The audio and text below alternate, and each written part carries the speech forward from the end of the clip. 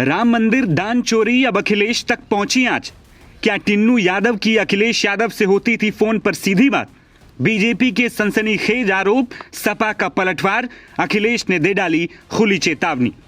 अयोध्या के राम मंदिर में दान चोरी का मामला हर दिन नया मोड़ ले रहा है।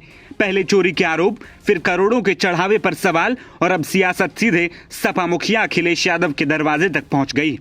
जिस टिन्नू यादव पर दान के लाखों रुपए गायब करने के आरोप, जिस पर एफआईआर दर्ज है और जिसके घर से नकदी बरामद होने की बात सामने आई, अब उसी टिन्नू यादव को लेकर भाजपा ने ऐसा दावा किया जिससे उत्तर प्रदेश का राजनीतिक पारा हाई हो गया है। बीजेपी का आरोप है कि टिन्नू यादव समाजवादी पार्टी प्रमुख अखिलेश यादव से लगातार संपर्क में था। कई बार फोन पर उनकी बातचीत हुई। हालांकि इन दावों के समर्थन में सार्वजनिक रूप से कोई सबूत तो पेश नहीं किया गया, लेकिन आरोपों ने ऐसा तूल पकड़ लिया कि सपा नेताओं से लेकर खुद अखिलेश यादव को सफाई देने मैदान में उतरना पड़ा। कहीं थाने में शिकायत दी गई तो अखिलेश यादव ने सीधे मुकदमे की चेतावनी ही दे डाली। दरअसल पूरा विवाद तब भड़का जब बीजेपी प्रवक्ता अजय आलोक ने दावा किया कि समाजवादी पार्टी की सच्चाई धीरे धीरे सामने आ रही है। टिन्नू यादव की अखिलेश यादव से कई बार फोन पर बात हुई थी। जैसे जैसे इस मामले में परतें खुलेंगी, देश को पता चल जाएगा कि इन चोरी की घटनाओं के पीछे कौन लोग थे। इसी के बाद बीजेपी सांसद निशिकांत दुबे ने सोशल मीडिया प्लेटफॉर्म पर एक ट्वीट रीट्वीट करते हुए तंज कसा और लिखा कि टिन्नू टीपू से ही तो बात कर रहा था। बस फिर क्या था? अखिलेश यादव ने प्रेस कॉन्फ्रेंस में सबसे पहले बीजेपी के आरोपों को झूठ का पुलिंदा बताया और फिर सोशल मीडिया पर साफ चेतावनी दे डाली, पोस्ट हटाइए वरना मुकदमा झेलने के लिए तैयार रहिए। नजर आ रहा है, कहीं चोर को चोरी नजर आ रहा है। बात तो समझ गए होंगे ना? नहीं, चोर भाई, चोर को चोरी नजर आ रहा है ना, क्या कर सकते हैं आप? मेरा हमेशा मानसून सत्र में आप सारे विपक्षी पार्टियों को बैलेट पेपर को लेकर के क्या? अभी जब उनके राष्ट्रीय अध्यक्ष आए तो लगा कि संगठन सरकार में ऐसा युद्ध चल रहा था कि लखनऊ में कर्फ्यू लगा, ऐसा लग रहा था। इस पे तो एफआईआर दर्ज कराएगी हमारी पार्टी। जितना भी झूठा प्रचार चल रहा है सोशल मीडिया पर, एक एक कर करके उन पे एफआईआर दर्ज होगी। उसके अलावा कोई रास्ता नहीं दूसरा, कि सरकार से न्याय नहीं मिलने वाला।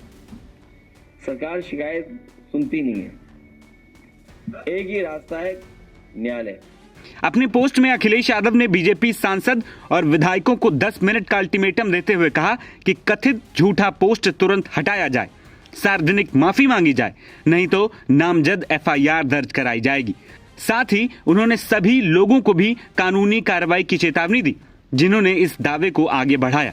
उधर हमीरपुर में सपा कार्यकर्ता पुलिस के पास शिकायत लेकर पहुंच गए, जबकि अयोध्या से सपा नेता पवन पांडे ने दावा किया कि अगर बीजेपी अपने आरोप साबित कर दे तो वो राजनीति छोड़ देंगे। पूरी भारतीय जनता पार्टी जिसकी परंपरा है झूठ बोलने की, जो ऊपर से लेकर नीचे तक झूठ बोलने की परंपरा है भारतीय जनता पार्टी में, संघ में, विहिप में, अब उसके तहत ये लोग सोशल मीडिया पर और अन्य जगहों पर इनके प्रवक्ता ये बता रहे हैं कि 900 से ज्यादा बार अखिलेश यादव टिन्नू यादव की बात हुई। दिन में इतनी बार बात होती थी, अखिलेश यादव के कहने पर टुन्नू ने यह किया। मैं अयोध्या का एक छोटा सा समाजवादी पार्टी का कार्यकर्ता कह रहा हूं, मुझसे आज तक टुन्नू यादव नहीं मिले हैं। हमारी टुन्नू यादव से आज तक फोन पर कोई वार्ता नहीं हुई है। मैं भारतीय जनता पार्टी के नेताओं, संघ विहिप के नेताओं को चुनौती देकर कह रहा हूं, अगर आप में दम है, आप ओरिजिनल है, डुप्लीकेट नहीं है, तो साबित करिए, निकालिए वो सीडीआर जिसमें अखिलेश यादव जी और टुन्नू यादव की बात हुई हो। अगर आप साबित कर देंगे तो राजनीति से इस्तीफा दे दूंगा, दोबारा राजनीति नहीं करूंगा। वरना अगर आप साबित न कर पाइएगा तो जो लुटेरा वाला आपके मुंह पे जो काली पुता है लूट का, डकैती का, अपने मुंह को बंद रखिएगा। जो आप चरित्र हनन करते हैं, झूठ बोलते हैं, इस परंपरा को राजनीति में बंद करिए। आपको बता दें कि टिन्नू यादव वही शख्स है जो राम मंदिर दान चोरी मामले में नामजद आरोपी है। जांच एजेंसियों का दावा है कि उसके घर से नकदी भी बरामद हुई। बीते कुछ सालों में उसने जमीनें खरीदी और आलीशान घर बनवाया।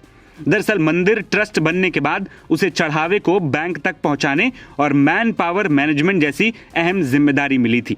वो चंपत राय का बेहद खास माना जाता था। फिलहाल एसआईटी पूरे मामले की तह तक पहुंचने की कोशिश में जुटी है और अब सबकी नजर इस बात पर है कि जांच आगे कौन कौन से राज खोलती है और क्या बीजेपी के आरोप सिर्फ सियासत हैं या इसके पीछे कोई ठोस आधार भी। इस पर भी सबकी निगाहें। नवभारत टाइम्स की रिपोर्ट।